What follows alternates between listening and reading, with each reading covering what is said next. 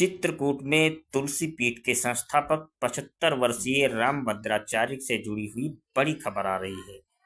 बता दें कि राष्ट्रपति द्रौपदी मुर्मू ने शुक्रवार को प्रसिद्ध संस्कृत विद्वान जगत गुरु स्वामी रामभद्राचार्य और मशहूर कवि गीतकार गुलजार को 58वां ज्ञानपीठ पुरस्कार प्रदान किया।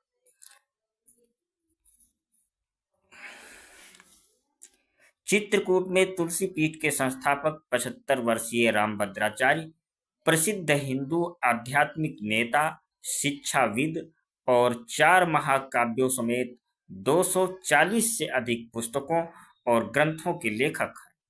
संस्कृत विद्वान को पुरस्कार स्वरूप प्रशस्ति पत्र, नगद पुरस्कार और वाग्देवी सरस्वती की एक कांस्य की प्रतिमा प्रदान की गई।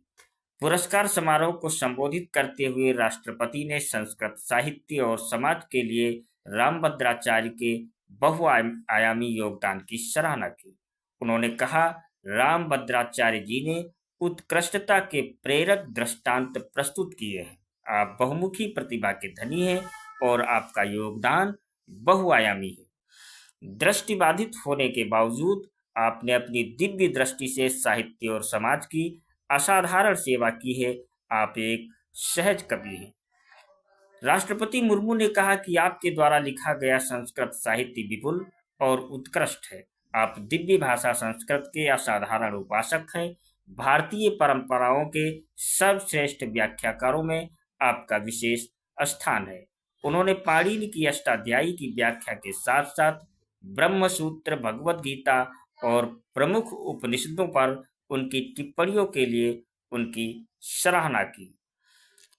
रामभद्राचार्य के प्रशस्ति पत्र में कहा गया है, 5 वर्ष की आयु में उन्होंने भगवद गीता का गहन अध्ययन शुरू किया और 7 वर्ष की आयु में उन्होंने श्रद्धेय शिक्षकों के मार्गदर्शन में रामचरितमानस का अध्ययन शुरू किया।